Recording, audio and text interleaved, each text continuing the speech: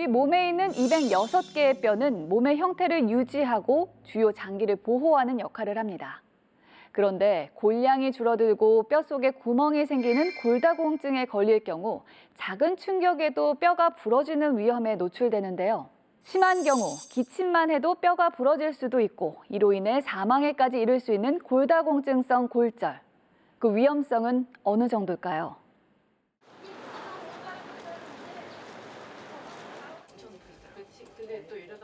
지난밤 응급실로 실려온 정찬희 씨. 화장실에 가다 넘어지면서 대퇴골이 부러졌다.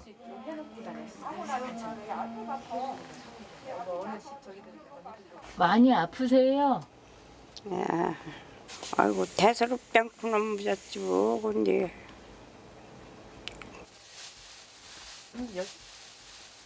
골다공증성 골절이라고 하는 거는 본래는 부러지지 않았어야 하는 작은 충격, 예를 들면은 길을 가다가 넘어지는 등 정도, 혹은 뭐 침대에서 이제 낙상하는 정도의 작은 충격에도 부러지지 않았어야 하는 뼈들이 부러지는 것을 골다공증성 골절이라고 통틀어서 합니다.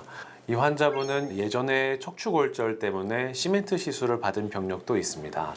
이번에 부러진 대퇴 경부골절에 해당하는 대퇴골에서 검사했을 때에도 마이너스 2.6, 그러니까 진단 기준보다 더 낮은 검사 수치를 보여서 심한 골다공증으로 진단을 할 수 있겠습니다. 우리의 뼈는 일평생 끊임없이 소멸과 생성을 반복하며 새로운 뼈를 만들어낸다.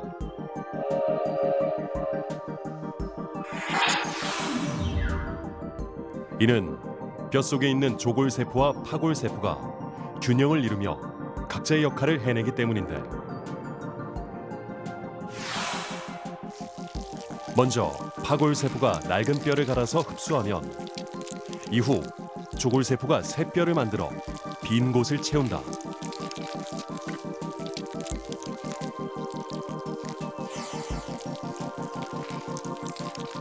이러한 과정이 매일 반복돼 약 10년이 지나면 우리 몸에 있는 뼈는 건강한 새 뼈로 교체된다.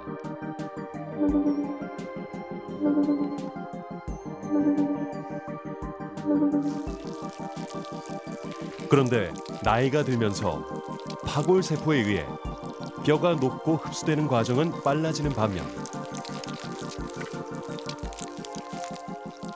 새 뼈를 만들어내는 조골세포의 속도가 느려지고 조골세포 숫자가 줄어들면서 골량이 줄어들고 뼈에 구멍이 생기는 골다공증이 발생하는 것이다.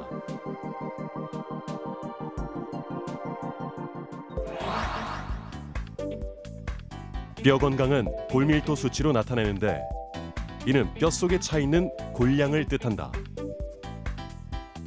골밀도가 마이너스 1.0까지는 정상 범위, 마이너스 2.5까지는 골감소증으로 마이너스 2.5보다 낮으면 골다공증으로 진단한다.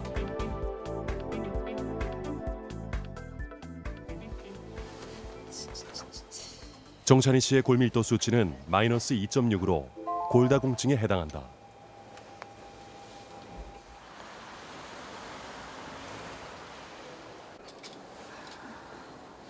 골다공증성 골절로 이틀 전 입원한 남충강 씨. 남충강 씨의 골밀도는 마이너스 3.0으로 매우 높은 수치다.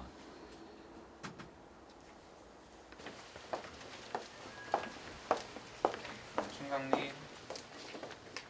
여기가 이 정도, 여기가 부러졌거든요. 여기가 예, 예전에 뺐을 때는 예, 잘 붙었는데 지금은 뼈가 잘 안 붙어요. 골다공증 때문에. 예, 예. 네, 어떻게 하다 다치셨지 근데? 이렇게 밤에 아침에 응. 화장실 가려고 일어났는데 어지럽더라고. 어. 푹 주저앉았어. 이틀 정도면 걷기 시작할 거예요. 지난해에 이어 발생한 두 번째 골절. 이번엔 아예 앉을 수 없을 정도로 상태가 심각하다. 어? 별다른 통증이나 증상이 없어 대비하기 힘든 골다공증. 이것은 남충강 씨만의 일은 아니다.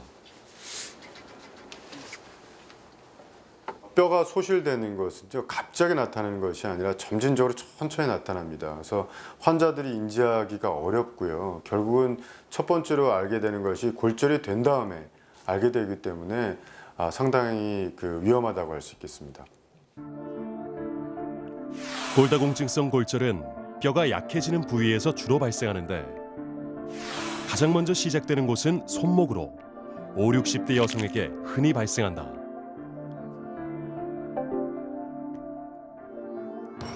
그런가 하면 식탁이나 의자에 부딪히면서 발가락 골절을 경험하는 사람도 많다.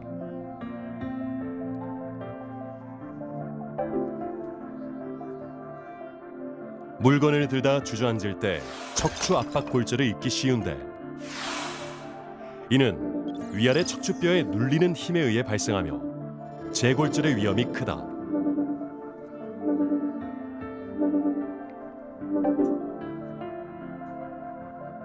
한편 옆으로 넘어지면서 고관절 골절을 입는 사람들도 많은데 사망률이 가장 높아 노인들에게는 치명적이다. 이화자 씨는 골밀도 수치 마이너스 2.6의 골다공증 환자로 그간 여러 차례 골절을 경험했다. 6년 전이었으니까 62였었죠. 그때 베란다에서 그때 소금항아리인데 소금항아리 굉장히 커요. 이제 옮기려고 하다가 이게 턱이 있어가지고 그걸로 이렇게 올리다가 그때 골절이 된 거예요. 척추 압박 골절 진단을 받고 곧바로 골시멘트 시술을 받은 이화자 씨. 그러나 골절은 여기서 끝나지 않았다. 일상생활에서 예기치 않게 찾아온 두 번째 골절. 지난해 10월엔 여행을 다녀온 뒤에 또다시 척추뼈가 부러졌다. 2016년 이후 6년간 무려 3번의 골절을 입게 된 것이다.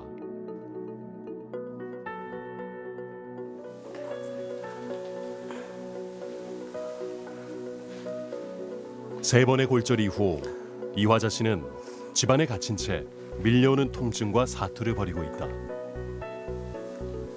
서 계시는 이유가 뭐예요? 화장실에 와서 서 있는 이유? 저 여기 기대서 여기 힘드니까.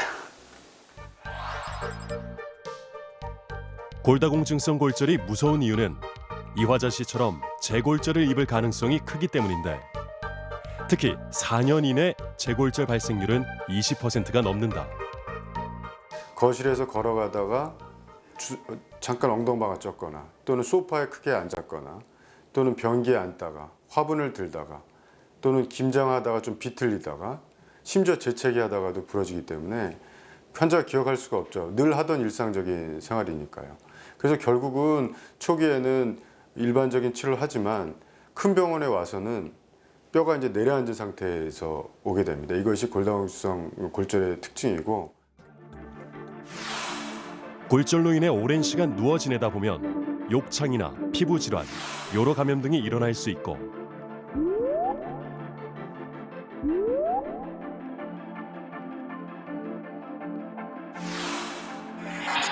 혈관 내 흔히 피떡이라 불리는 혈전이 많아지면 심근경색 등의 심장 질환으로 이어질 수도 있다.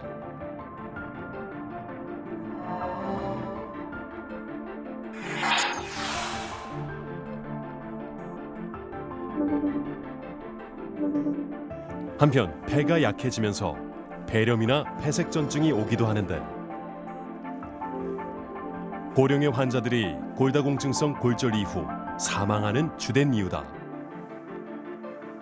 고관절 골절을 당한 10명의 노인분들이 1년 내에 1명에서 2명 정도가 사망하신다고 생각하면 되고 5년 내에는 4명에서 5명 정도가 사망한다고 알려져 있기 때문에 거의 암 사망률에 거의 버금가는 사망률이라고 생각하시면 되겠고 그렇기 때문에 하나의 질병, 질환이라고 생각하시는 게 좋겠습니다.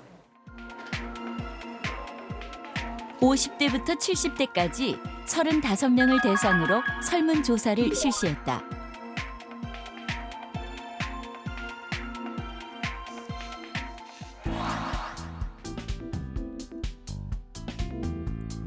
조사에 응한 노년층의 절반 이상이 골다공증을 걱정하면서도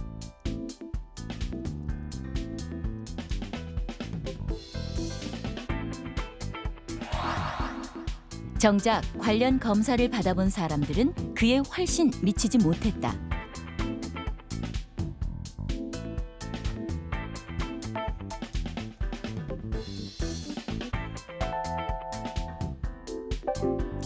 검진을 받아본 사람들 중 자신의 골밀도 수치를 알고 있는 사람은 단 한 명도 없었다.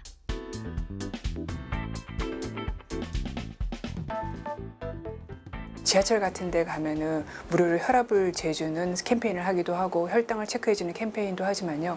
골다공증에 대한 진단을 하려면 환자가 병원을 와서 골밀도 검사에 들어가야 되는 거기 때문에 어떻게 우연히 질환을 알게 되는 그런 경우의 수도 없거든요. 오로지 알 수 있는 건 검진이죠. 며칠 후 설문조사에 응했던 35명 중 10명과 함께 병원을 찾았다.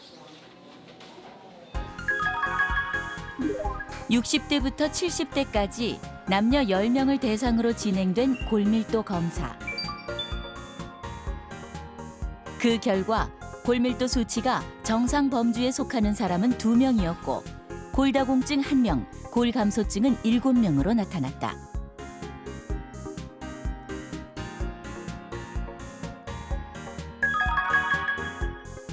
골감소증은 골량이 본격적으로 빠져나가는 단계로 골다공증으로 가기 전 골든 타임이라고 볼 수 있다.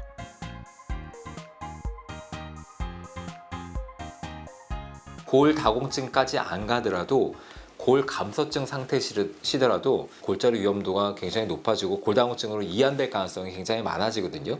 왜 당뇨도 당뇨 전 단계부터 관리 열심히 하지 않습니까? 근데 뼈도 마찬가지입니다. 골다공증 진단되기 전에 골감소증 상태에서도 일부 환자들한테는 적극적으로 치료를 하거나 관리를 해야 되는 어떤 시점이 되는 거죠. 뼈에는 신경이 없기 때문에 골량이 줄었다고 해서 직접적인 통증을 느낄 수는 없지만 일상생활에서 눈여겨볼 몇 가지 신호들이 있다. 먼저 1년 이내 눈에 띄게 키가 줄었다거나 손발톱이 쉽게 갈라지고 깨지는 증상이 나타났을 때, 또는 등이 굽었다거나 치주염이 자주 발생한다면 골다공증을 의심해 볼 수 있다.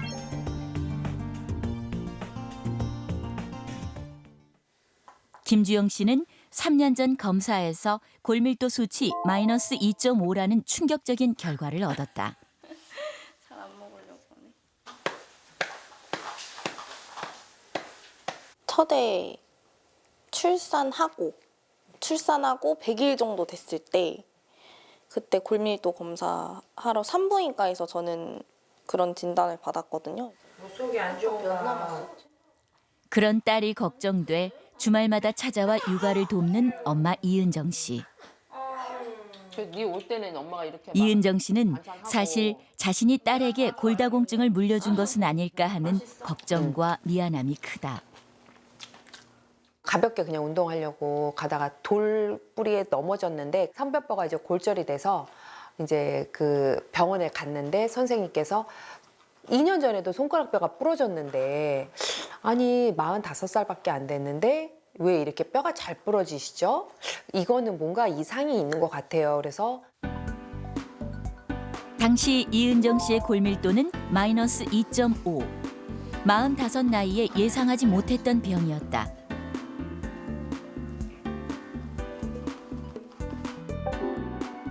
그렇다면 이은정 씨 모녀의 현재 골밀도 수치는 어떨까?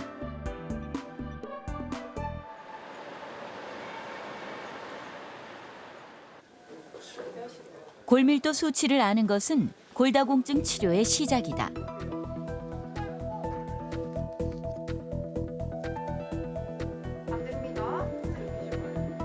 요추와 대퇴골 등 주요 부위 중 가장 낮은 값의 골밀도 수치를 찾는다.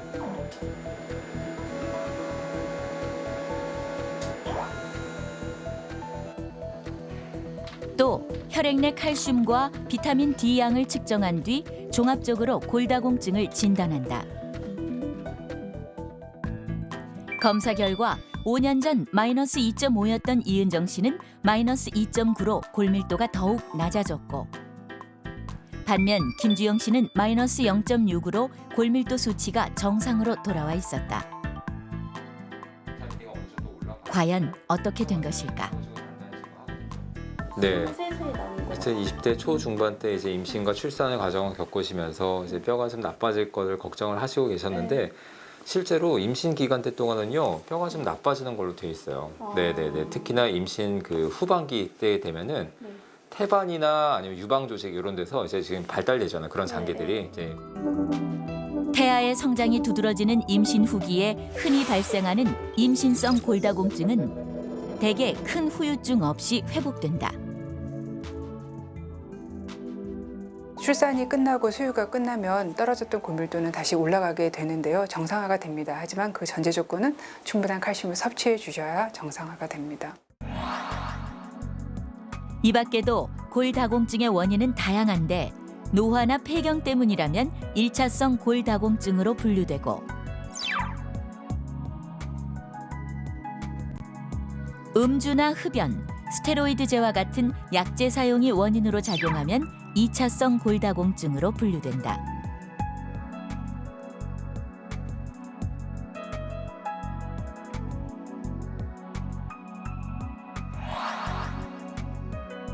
(1차성) 골다공증을 피할 수 없다면 2차성 골다공증은 운동과 식단, 생활습관 교정으로 예방과 극복이 가능하다.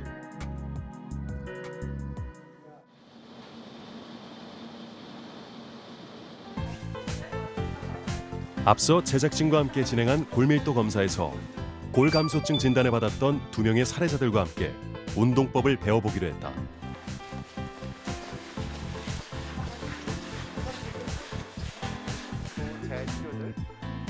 이미 골밀도가 낮아졌다면 어떤 점에 유의해야 할까? 좋은 거는 아시죠?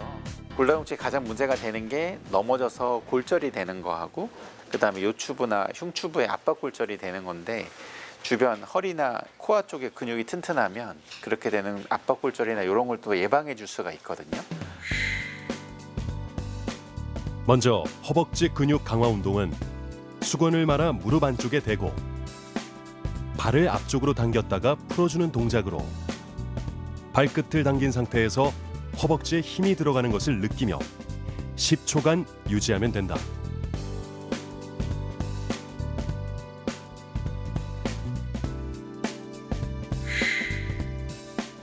엎드린 자세에서 한쪽 팔을 수평으로 들고 10초간 유지하는 동작을 반복하면 허리 근육을 강화할 수 있다.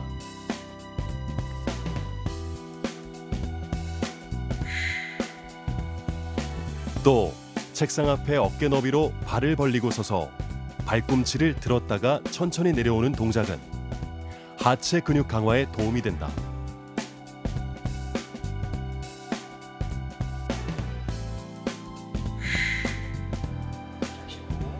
함께 운동법을 배워본 사례자들은 어떤 생각을 하게 됐을까? 머리가 하늘 향해서 간다는 느낌 유지하시고 다시 내리시고요. 오늘 이제 골감소증 이제 진단 받고 지금 운동을 배웠는데 지금부터 이제 더 심해지지 않게 열심히 해야 될 것 같아요. 아주 긴장이 됩니다. 운동법 전혀 모르던 거라서 운동 가르쳐 주시니까 너무 좋고요. 꾸준히 하면 많이 좋을 것 같아요.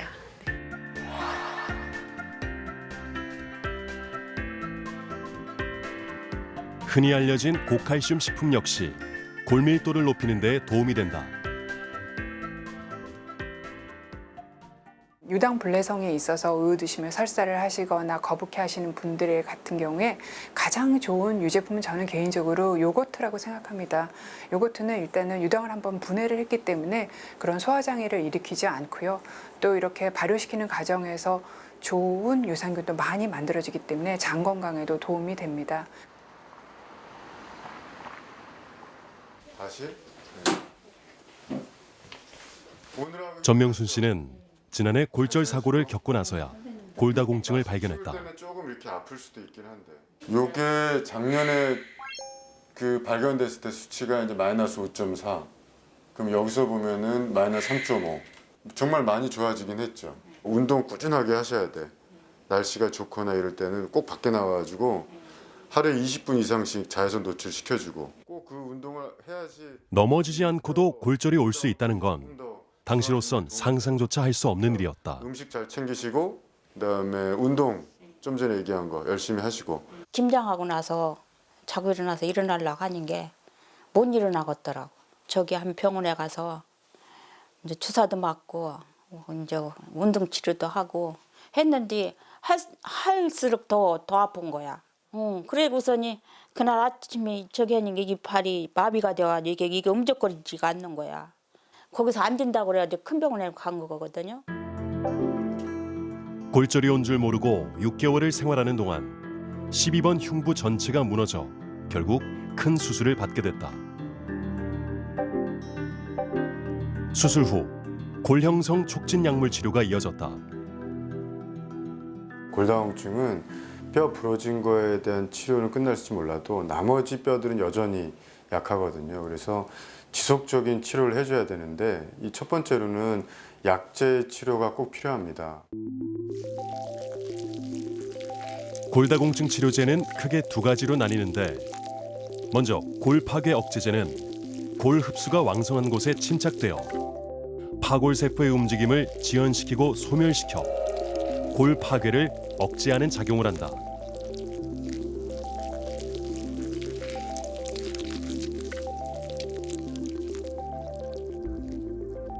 골 형성에는 영향을 주지 않지만 뼈가 급속히 나빠지는 것을 막아주는 개념이다. 골 형성 촉진제의 원리는 파골세포의 숫자를 줄이면서도 조골세포를 활성화해 골량을 높이는 것이다. 골 파괴 억제제보다 적극적인 치료 효과로 최근 주목받고 있다.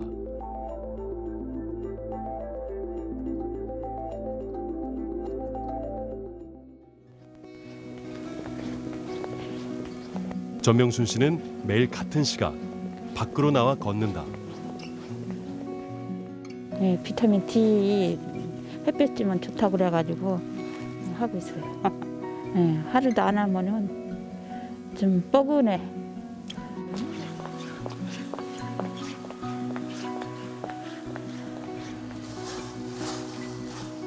식사 준비에 한창인 전명순 씨.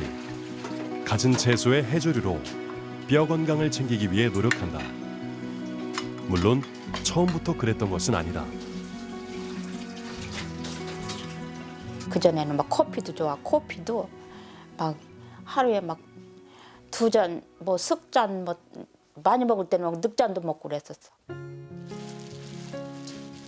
짜게 먹는 식습관이 칼슘 흡수를 방해한다는 말에 저염 식단으로 바꾸고 매끼 다양한 방법으로 두부를 상에 올린다.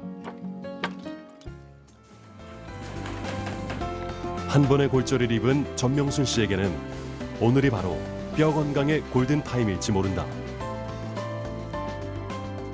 내 몸의 상태를 정확히 알지 않으면 결코 지킬 수 없는 건강. 골다공증으로 가기 전 먼저 골밀도를 챙겨야 할 때다.